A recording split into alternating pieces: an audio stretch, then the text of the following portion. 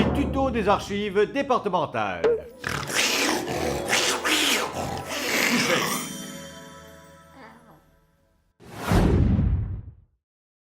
Chers amis internautes, bonjour et bienvenue dans notre tuto Cadastre napoléonien. Première partie, Marco. Tout à fait, Ducci. Alors, partie destinée à la présentation des documents. Oui. Alors tout de suite, une question, qu'est-ce que le cadastre napoléonien? C'est un petit cadastre d'Ajaccio. Non, c'est surtout le nom qu'on a donné au cadastre, car c'est Napoléon qui a ordonné sa réalisation. Oui, il était trop fort. Mais avant Napoléon, il n'existait rien. Mais bien sûr, Ducci, il existait d'autres cadastres, mais pas pour l'ensemble du territoire. Il était tout petit, Napoléon, mais il voyait grand. C'est ça. Il faut savoir que ce cadastre napoléonien est resté en vigueur dans toute la France de 1807 à 1930 environ, parfois même jusque dans les années 50 pour certaines communes. Quand même, hein, il a vécu 143 ans, Napoléon. Bref, le cadastre napoléonien permet de retracer l'histoire d'une propriété. D'accord. On peut y trouver les propriétaires successifs d'une parcelle bâtie ou non bâtie, ainsi que les dates approximatives des mutations foncières, ce qui permet éventuellement d'obtenir le titre de propriété. Bâti, non bâti, approximatif, éventuellement, c'est pas très précis tout ça. Moi je pensais que Napoléon il était plus...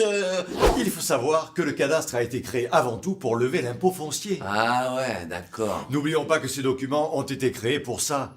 Donc, vous n'y trouverez pas les servitudes et droits de passage, la preuve de propriété ou le descriptif d'une maison, son plan et ses dimensions. Bah alors ça sert pas à grand chose, hein. Mais tu plaisantes, Ducci. C'est un outil très performant, une véritable base de données sous forme de registre papier. Ah ouais, d'accord. Avec le cadastre napoléonien, c'est la première fois qu'un plan est établi pour toutes les communes de France selon les mêmes règles et que les mêmes types de documents sont utilisés dans tout le pays. Ah, mais ça me rassure, hein. Je savais bien que Napoléon, il était un peu... tu vois, il était... Alors, Ducci, ces recherches, tu t'en sors? Pas trop, hein. C'est pas aussi facile que d'appuyer sur un bouton pour faire une recherche de cadastre en ligne. Oh, t'exagères, c'est pas si compliqué non plus. Bah si, Bon, tu vas voir. Commençons par le plan cadastral ou atlas parcellaire si tu préfères. Bah ouais, je préfère, ouais. Waouh. Il est composé du tableau d'assemblage qui est une vue générale de la commune faisant apparaître les sections dans lesquelles se trouvent les parcelles. Les parcelles, très bien, oui. Puis, pour chaque section, on repère les numéros de parcelles, véritable référence cadastrale de la propriété. Les numéros de parcelles, parfait, oui. Ça, ce sont les états de section, D'accord. qui répertorient toutes les propriétés de la commune par numéro de parcelle. Mais attention, Attention, oui. ils correspondent à l'état des propriétés lors de la réalisation du cadastre, car ils n'ont pas été mis à jour après la vente de chaque terrain. Ah bah ouais, pourquoi faire simple quand on peut faire compliqué? Enfin, les matrices, qui regroupent les comptes des propriétaires d'une commune. Elles sont organisées par numéro de compte. Ce numéro est à retrouver dans les tables alphabétiques en début ou en fin de matrice. Logique.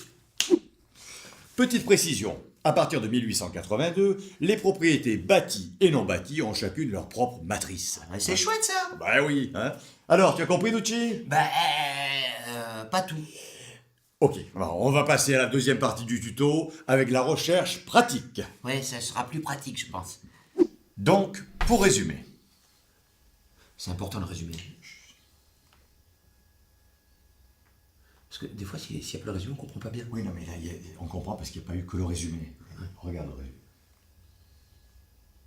Moi, quand j'étais à l'école, je regardais que le résumé. Mais non, mais on n'est pas à l'école, là. Ah, mais non. Là, c'est le résumé de tout ce qu'on a fait. D'accord.